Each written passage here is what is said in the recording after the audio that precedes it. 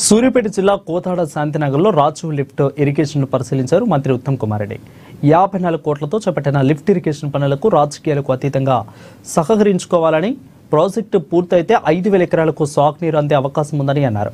గతంలో వైఎస్ఆర్ సీఎంగా ఉన్న టైంలో చేపట్టిన ప్రాజెక్టులతో రైతులకు మేలు జరుగుతుందని అన్నారు.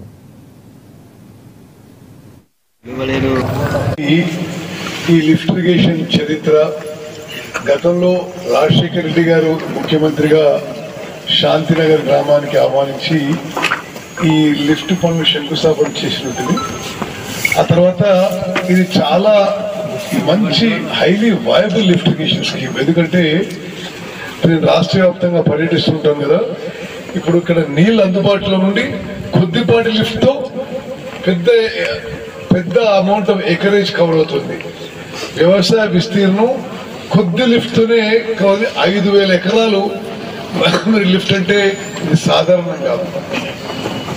అయితే ఈ పాలేరు వాగులో కూడా నీళ్లు పుష్కలంగా ఉన్నాయి. పాలేరు వాగులో ముందు కూడా నీళ్లు మరింత అదనంగా సీతారాం సాగర్ నుంచి మరి తీసుకొచ్చే ప్రక్రియ వేగవంతంగా ముందుకు పోతుంది. గోదావరి జలాలు వస్తాయి పాలేరుకి. అదేవిధంగా మూలేరు నుంచి కూడా పాలేరుకి ఒక లింక్ కెనాల్ ఇప్పుడు మంజూరు చేసినాం. పాలేరు చెరువులో ఇప్పుడు ఫుల్గా రిజర్వాయర్లో నీళ్లు ఫుల్గా ఉంటాయి. అందుకని ఈ వాగులో కూడా నీళ్లు సరిపోని ఉంటాయి.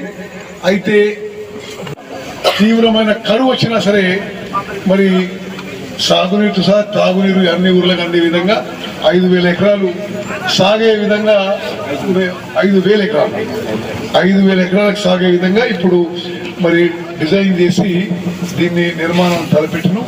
ఇది తొందరగా మరి మేము పనులు మొదలుపెట్టి మీ అందరూ సహకారంగానే ఇప్పుడు మీరు అందరూ రాజకీయాలకు అతీతంగా ఇది నిర్మించుకొని 5,000 ఎకరాలు పారించుకుందామంటే ఇది సక్సెస్ అవుతుంది.